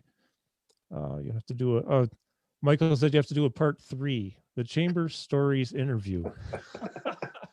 We'll start a playlist. Right. Maybe later this year. Hong Kong Festival. Okay. Like I said, I know you know this, but I just want to express the influence you've had on me. And it goes deeper than just drums and music, but just as a person. Tim Garland and Gwilym Simcock. Oh yeah, I've seen Tim with Chick a few times. Mom, actually, Tim Garland's the sax player we saw with Chick Corea the last time we saw him up at the college here with Marcus Gilmore. Oh, Marcus, There's, yeah. there's another one, right? Yeah. Oh man, that was. Oh, And you he's a were. good person. That's another thing I love about him. He's great. He's a great human being. Is he related to Roy? Yeah, it's his grandson. Okay, that I heard a rumor about that. Okay. Oh, and Asaf says you were there in Hong Kong with Jeff Berlin. Okay, cool. Yeah, so just you've had a lot of influence on a lot of people, not just as a musician, but also as a integrity, like what you're talking about with the Miles thing and all that. That's just an example of, I guess, the do unto others, right, type of thing. There's nothing wrong Yeah. with that. That's the way it should be. Cool. All right. Good, man. Well, this was again. I'm saying goodbye again because I don't want to hold. I'd talk for hours, but I also want to be respectful of your time. Appreciate you joining me, my friend. Well, glad to be here, man. We got it, and we can do it again. I'll hit you up in a few months. All right. Maybe after summertime, and maybe you will have done a tour by then. Yeah, to see if I can play still. Yeah, right. I'm sure that won't be a problem. Yeah, we'll do it again, man. And one of these days, I hope to get to Baltimore and Philly and just be hanging out. Maybe we can grab. Mike Pope said you were up for a social distance hang at his house last year in the summer. Yeah. That Yeah. sounded like fun, man. Yeah, there's another guy, man. He's really good with so many things. Plays piano so well, bass, and all the stuff he builds, electronics and all that. It's really cool. Okay, part 3. Plus he knows a lot of things too, man. Outside of music, he just knows a whole bunch of other stuff. He's a real Oh interesting yeah, guy. we're always talking about this, like, this like brain stuff. I mean, this is a music therapy book in a completely different realm of music therapy than you would think. Really has to do with the science on what happens in the brain. And we were talking about his post-stroke rehab. That's what it was. Yeah. And what happens with brain circuitry, and how, like, when you are jokingly telling me, see if you can still play again. Well, even if you struggle a little because you didn't play for a few months, it's gonna come right back, because those circuits are hardwired, man. They're hardwired. You do what you do, you fire them up, and within minutes, I mean, if even that, you're just like, boom, that's it. Now your just muscles have to catch up. If you're actually had taken a break, like my tibialis anterior, my right leg, the shin Yeah. next Yeah. to that, I only recorded 2 songs on a CD 2 years ago. I hadn't played in 5 years. That muscle was very angry at me because I did not practice at all. I did not practice, and it was killing me. 2 songs, 2 takes each. 45 minutes later, Jimmy Haslip looks at me. He's like, "Are you okay, Carl?" Yeah, I can't walk anymore, but I'll be all right. Right. Oh my God. No, I can testify to that. I when I first had my first mishaps, when I didn't play drums for a year plus, Mike Stern offered me a gig down at Blues Alley in DC or Georgetown. Mm-hmm. And I took it because the gig was close, but I had no desire to play drums. In fact, I didn't know if I was going to play drums again after that first downfall. When was that? Oh, that was like let me see, that was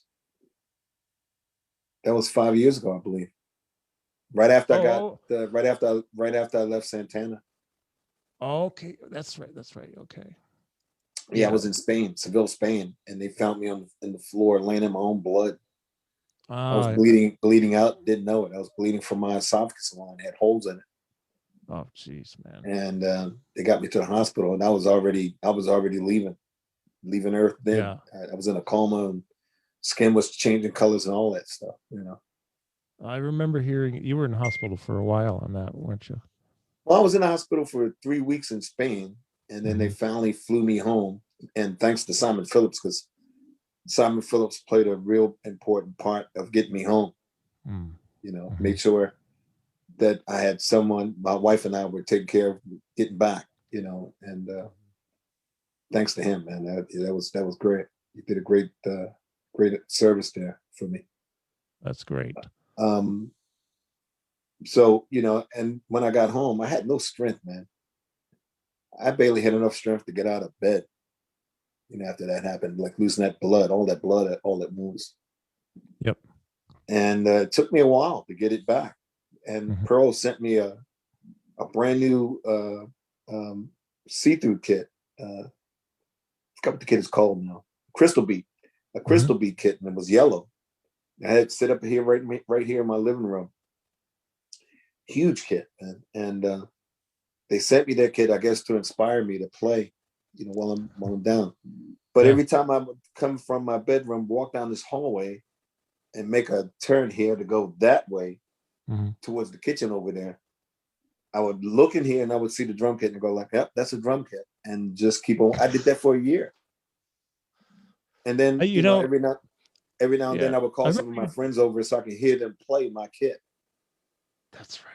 And see if that would inspire me, and that somewhat inspired me to play, but I just didn't get behind it. I didn't get behind the kit. Well, if anybody was here, now if nobody was here, I would get behind it and just tap it just to make sure everything was in tune, or I can hear what I like to hear out of those size drums, and then hit a few things, and then just get up, put the sticks down, and I walk. I got a family room way on the other side of the house over there, and I would go over there and just sit in my chair. I got a big massage chair. I mean, a serious massage chair, man, to beat you up. Yeah. And I was sitting there every day, man. That went on for a year plus, And then Mike offered me a gig down at Blues Alley, and I took it just to see if I could play. And I did it. And the first half of the set was weird. And then the second half of the set was like people said I sounded better then than before I took off. You know, it's a mystery sometimes, and sometimes time off just changes stuff. You know, how you think, how you respond, how you interact, how you feel. I mean, it's complicated, but uh, Well, it's it's not really complicated. It's the fact that first of all, your brain or your mind, your brain is like a computer. yeah, totally. What you put in it is what comes out. Yeah. And if you overdo certain things, then you're just gonna, like if you sit and practice one thing, but as soon as you get on the gig, that's exactly what you do. Mm-hmm. You're just playing exactly what you practice. Mm-hmm. But if you give your ears a break, give your heart a break, give your mind a break, now you're open. Your mind is opening for all this other stuff that you hear that you can actually pull off because physically you can do it. Mm-hmm. It's just mental. Sometimes if you practice a lot, and if you overdo it, you hear things and you just can't play them. And then you get frustrated. Yeah. I was correct me if I'm wrong, please, but somewhere back in the mid 90s, you did a clinic here. Buki Babikian brought you in. He's the owner of the music center, and you played at a hotel up here with a couple of local guitar and bass. And I think you might have mentioned that generally speaking, you don't go, or at that point in time, you don't really like warm up for a gig and do a bunch of stuff. No. And I think, if I remember right, you might have mentioned because it just might interfere with your thinking on the gig, and then all of a sudden you're locked into a different mode. But you wanted to allow this freedom and just hit it fresh. Yeah. That's what I seem to remember the most. Chick Corea did that too. I didn't know until the other day. Somebody said that his favorite thing to do before a gig was not warm up, but tell jokes. Yeah. Well, actually, you know what? Vinny Colaiuta said it on his Breakfast with Vinny podcast the other day. Yeah. So he does like these 8 to 10 minute things. That's it. Really short little Vinny things. And he said, yeah, tell jokes and then go play, because he was fresh. Yeah. That's not that it matters what I did when I was playing, but I never warmed up because it didn't feel like it. Yeah. Well, it would make me anxious. Well, it's all right to practice and warm up sometimes, but not all the time. I mean, that's my opinion. Not all the time. I mean, for me, it's like if I know how to ride a bike, I don't need to practice to ride a bike. Yeah, that's a good analogy. So if I know how to play drums, I don't need to practice to learn how to, to play drums. Mm-hmm. If I'm going to practice, I'm going to sit there and practice or try to figure out or try to learn something that I don't know, mm-hmm. or something I'm not familiar with. Then I'll sit and practice. Mm-hmm. I mean, because once you get drumming, once you get the mental side to meet the physical side, and there's nothing you can do. And especially if you physically can play the rhythm. Mm-hmm. If you can hear it, the most important thing is if you can hear it, you can play it. Yeah, it comes from here first. Yeah. Yeah, mm-hmm. If you can hear it, you can play it. Yeah. If the physical and mental side is one. Yeah. Good point. They have to match each other. They have to meet. Yeah. You got to hear it first, think it first, and then be able to do it. Well, of course, there's feeling, but it's like an instant reaction sometimes. You're just playing something. You don't know where you're going to play in 30 seconds necessarily, right? Or 2 seconds. It depends maybe what's going on with somebody else in the band too, and the art of interacting. But those instant decisions and being fresh, that's one of the reasons that I didn't warm up, because I wanted to be fresh. And I might have just been a little lazy in that area too. I'll admit it. Well, it's a little bit of both.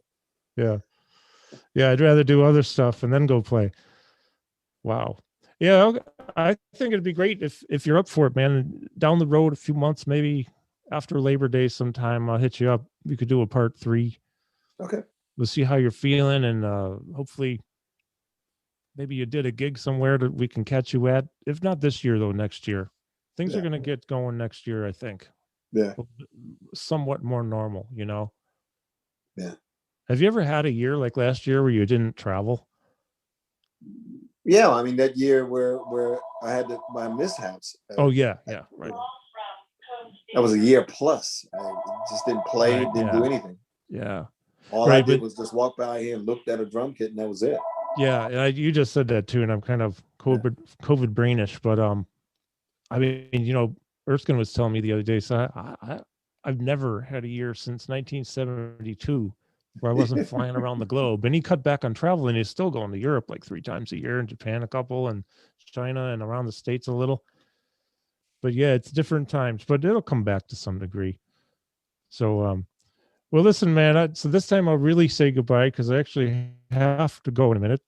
I don't really want to, but I have to. And again, you've spent a couple hours here with us. So Dennis, thanks, my friend. I really appreciate it. And everyone here appreciates this very much. Well, I'd like to say hello to all. Yeah, we all love you. We wish you well. We're very, Asaf says, thank you for being you. I thank you for that too. You're an inspiration in many ways. I'm going to let you in on a little something. Here, hold on a second. Stay healthy. Oh, hold on a second. I'm going to let you in on something. Sure. Let me put my shoes on here.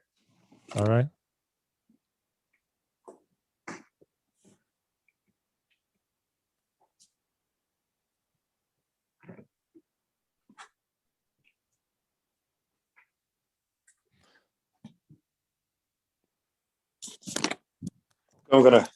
Are you there? Yep. I'm going to let you in on my little dungeon area. Oh. You got to see this. Okay. This sounds very cool.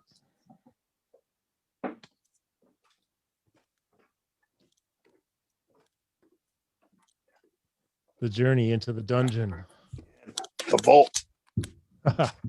I'm going to turn the camera on so you can see it. All right. Let's see. Whoa. Oh, yeah. Sweet. Whoa. Snaredrums.com. Oh, look at those, man. That's beautiful. Then you got some old classics there, too. What's that one right there? It's a stipple gold. Ludwig. Wow. Jeez. This is Max's. Just go to Max's drum kit I have here. No way, really? Yeah. Did you get to know Max? Oh, yeah. I never met him. Just saw him once. Loved it. Whoa, man. This is, oh, wow. See, this is an old Buddy Rich shell. The White Pearl? Yeah. I remember he always pretty much always down here. Mm-hmm. Oh, let me see. Where's it? Frame. You got some wooden hoops on that one. Oh, there it is. This one. That's a Buddy snare? No, that's a Gene Krupa. Gene Krupa? Mom, Yeah. Did you hear that? Dad would flip over right now. And then got a few of these. There was pearl thing here. Mm-hmm. It was engraved. 70th anniversary. No kidding, man. And then I got more over here. So you got one with ropes there too. That's going back a ways. Yeah, 100 years at least. Jeez. Wow. This is what's in here is Tony Williams' old drum kit. Wow. Yeah. But Are there's they, more.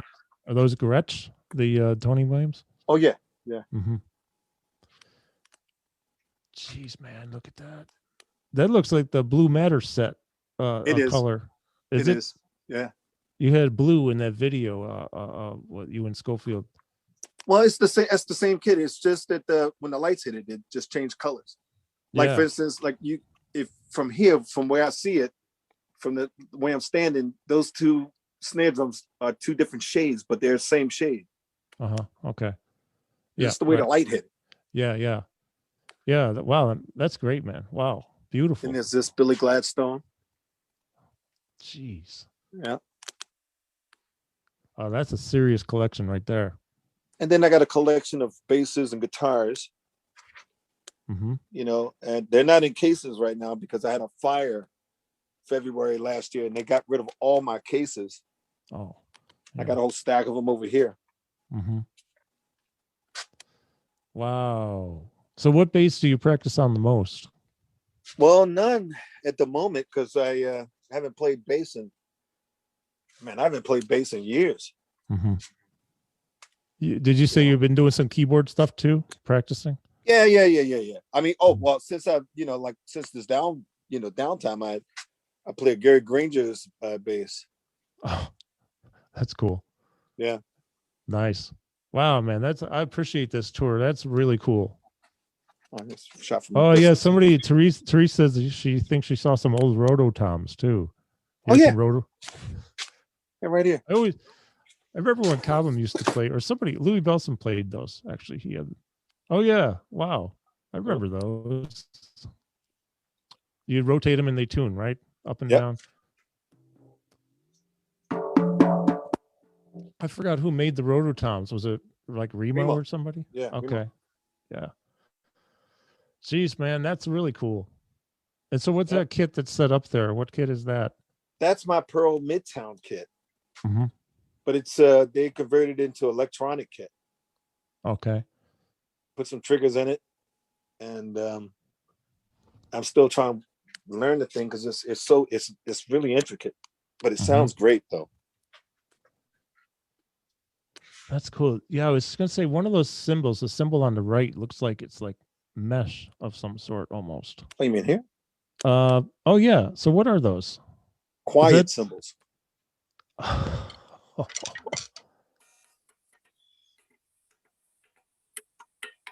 No way.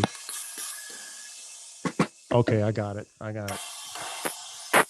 So is that part of the electronics then, right? Do they? No, There's no triggers in them. Is that hooked into the electronics?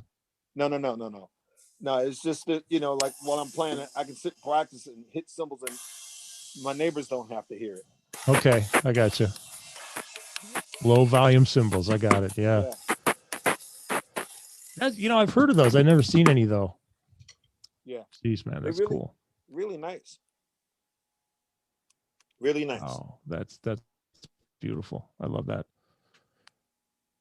Yeah. Thanks for the tour.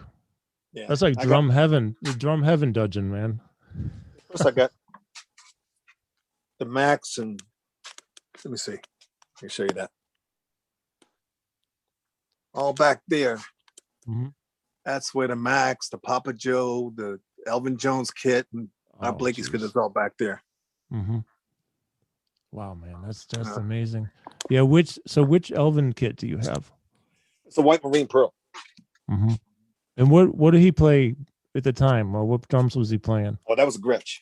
Okay. Yeah. So I remember at some point he ended up going like with Camco or something, I think, and maybe in the 70s. Yeah, I think so. Maybe for a short time. Yeah, he had a few kits. My friend John Manjacaro was here. Oh yeah, he's talking about Buki, who brought you in for a clinic back in the mid 90s. Yeah, Buki has some of those quiet symbols there. That's cool. I haven't seen Buki in a long time. I got to get over there. That's cool. Yeah, they're great symbols, man. They're great things symbols to play on, practice on. I bet so. Not to do performances on them because they don't have no volume. Mm-hmm. Yeah, that's cool. I didn't even know about them. I mean, I've heard of them, but I didn't know what they look like or anything. Well, thanks for the tour. Yeah, okay. All right, my friend. Well, it's been fun. It's been a pleasure, actually. Thank you. Likewise with you. I'm sorry in the beginning. I'm not sure what was up, but we got a good connection here, and the stories. My intention has kind of changed since we spoke last June with what I do, why I do these things. Part of it is because of my respect for the people who I interview. How you've all had an influence on me, whether it's you, George Whitty, Peter Erskine, Robin Ford, whoever. There's Jimmy. I mean, you've changed me musically, and I think that being somewhat knowledgeable, anyways, about drums and music, we can at least have a halfway sensible conversation. I mean, on my end, but also that it's an effort to really capture some of a little bit of history. Quite honestly, you just took us on a tour that is something that a lot of people are going to really love to see. I love seeing that. That's like drum heaven. It's just cool stuff, And, hopefully the next time I got more stuff down there, it's in closets and stuff, but hopefully I'll have it all, have it all up and ready to display it. But like I said, I got bass guitars and guitars that used to belong to other people, Yeah. Like I got a few basses. I got Victor Wooten's bass, Victor Bailey's bass, Oh, jeez, man. Stanley Clark's. I got 3 Stanley Clark's basses down there, or 2 at least. That's cool. Rodney Skeet Curtis bass, a Gary Granger's bass. Mm-hmm. I think I got a Wooley's bass down there. I'm not sure of that, but I know I got Larry Graham's bass. Jeez. I got a lot of basses down there. Well, you know, and there's probably a story attached to every one of those things, you know. Yeah.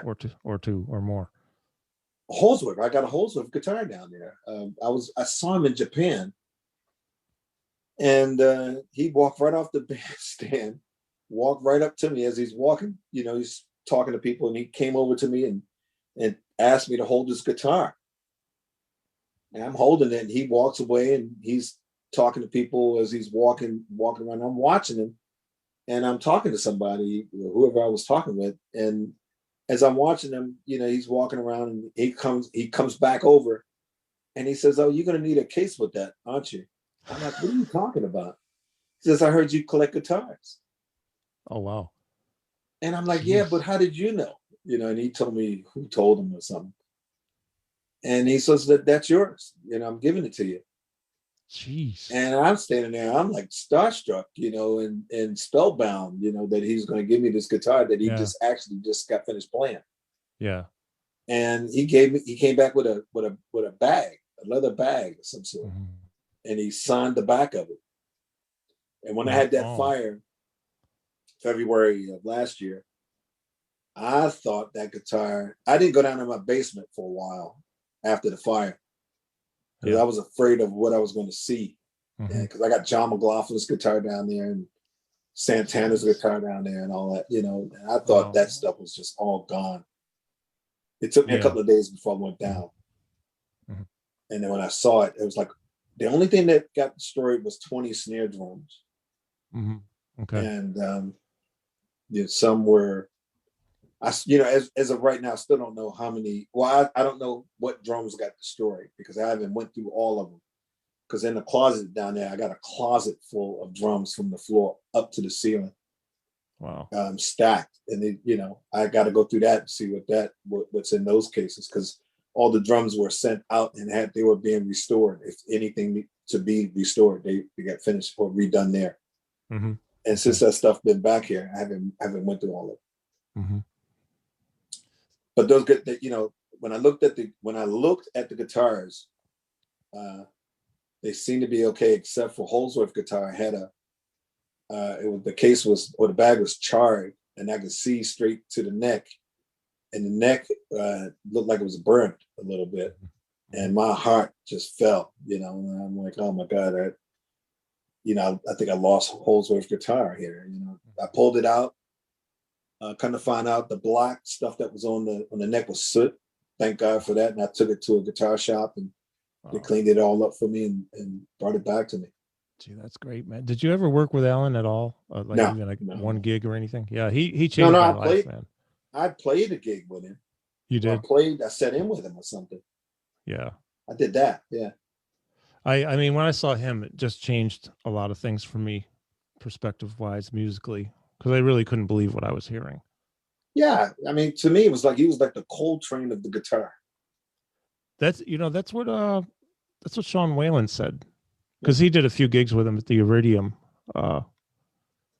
Sean was saying that too. Actually, Virgil Donati, we were talking the other day just on the phone. He was saying the same thing. He's like, he was the Coltrane of the. I can't do the Australian accent, but Virgil, so he was like Coltrane, Carl. He's like Coltrane. Yeah, because he took it to another level, man. He did stuff nobody else did.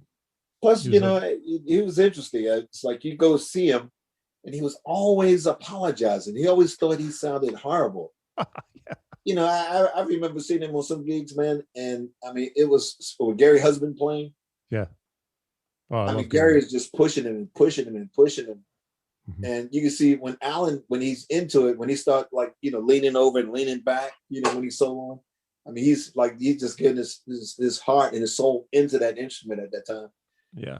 And he comes off stage and you go in the dressing room and you're just looking at him with your mouth open, like, man, how do you do that? And he's looking at you like, oh, I'm so sorry, mate. You know, I'm so sorry if I played like a Wally. You know, I'm like, what do you mean, Wally? People in the audience, like in the front row, they're ready to commit Harry Carey right there. And he's talking about he sounded horrible. Well, you know, like Steve Hunt and Jimmy, I've known Jimmy a long time, but he said that when they have worked with Alan, to be, you know, in the States anyways, like I don't know how it was in Europe if they did the van tour but here they have like a van. You've done a lot of van tours, Yeah. right? You're in a van. And I think it was Steve Hunt saying it was like an apology festival from the end of the gig to the beginning of the next one. Everybody was apologizing, especially Alan. I sucked. I was terrible, mate. But, oh, right. I'm so sorry. First words out of his mouth in the dressing room. Oh, I'm sorry, guys. I'm so sorry. I sucked. Yeah, John and I, when I first joined John McLaughlin, we went down to see him in London. I forgot where it was, but somehow we got spotted. Especially John got spotted, I remember. And Holsworth didn't know he was in the audience at first, you know, when he first walked on stage. And I think Gary Husband spotted him and maybe told Holsworth. And when he turned around and looked, you know, I could see the look of, oh my God, you know, Alan, oh my God, you know. So he started playing, and I remember John was like, you know, I mean, John is like, I mean, a beautiful soul. He was looking, I'm looking at John and looking at Holzer, looking back at John. John is smiling, like big old smile, like, yeah, man, play it, you know. Mm-hmm. Mm-hmm. And John got up and like left the table, and I'm like, oh man, I'm thinking to myself, he's not digging it, you know, at first. He's not digging it. And then the song had ended. John came back. He had a big pitcher of beer. And he's like, man, if I got to see this, if I got to witness this, I got to really enjoy it, you know. And John don't drink beer, you know, like, so he's drinking some beer, you know, just relaxing. That was his way of like, you know, like taking his hair down and just relaxing and just enjoying some great music. Yeah. And then when we walked backstage after the show was over with, as soon as Holsworth saw John, he was like, oh man, I'm so sorry. I played like a Wally. I'm so sorry. I'm terrible. But John was like, man, you know, like, if I could, he said, if I could steal your shit, I would. I can't steal it because I don't understand it, you know, but it's just fucking great, you know, he said. Yeah, yeah. And Holsworth was this, you know, like looking at him like, you know, like just struck, you know, like his hero, one of his heroes just gave him, you know, carte blanche, you know. Yeah, I remember McLaughlin here with the band was Danny Gottlieb, maybe I don't know if it's Jim Beard, but Bill Evans and Jonas Hellborg, right? That band. Yeah. And they played like 2 weeks before Alan was coming to town, and I still hadn't heard of Alan at that point. But McLaughlin said, he said, I see you got some great names on the roster. You got Chick Corea and Electric Band. You got Alan Holdsworth. That's going to be a real treat, folks. That's what he said. And, you know, then I kind of forgot about it when I saw Alan a couple weeks later opening. They were on touring with the Electric Band, like a double bill, quite a few cities. And I mean, my head was spinning. It was Chad on drums that night and Jimmy Johnson. That trio spun my head. And I went out and bought CDs the next day. I had to have these CDs, as many as I could get of Alan. And Gary Husband, too, you know, first of all, he's like one of the sweetest guys in the world, huge heart. And when I saw him with Alan a few times, and with McLaughlin playing piano, I mean, holy crap. Yeah. But did you see Gary when he played with Holsworth? He played it was run about the IOU when that record came out. Did you see that tour? No, I hadn't heard of him at that point yet. You saw that tour? Man, let me tell you, it was like they were playing in a place. I forgot the name of the club. It was in Townsend, Maryland here. And I was before the show, I was on my way to a sub shop to pick up a sandwich there. And I was listening to a jazz station here, and they played the record. And first I thought it was Tony Williams, a brand new record of Lifetime that I never heard. But as I'm listening, I'm going like, wait a minute, that's not Tony Williams. That's somebody else. Who is this guy? You know? And with Holdsworth playing, and the reason why I tied it into Lifetime because I could hear Holdsworth. Yeah, sure. Nobody played like it. Nope. And as I'm listening, I had to pull over because I almost had an accident. I had pulled the car over and listened to it, and come to find out the guys were there at the studio doing an interview.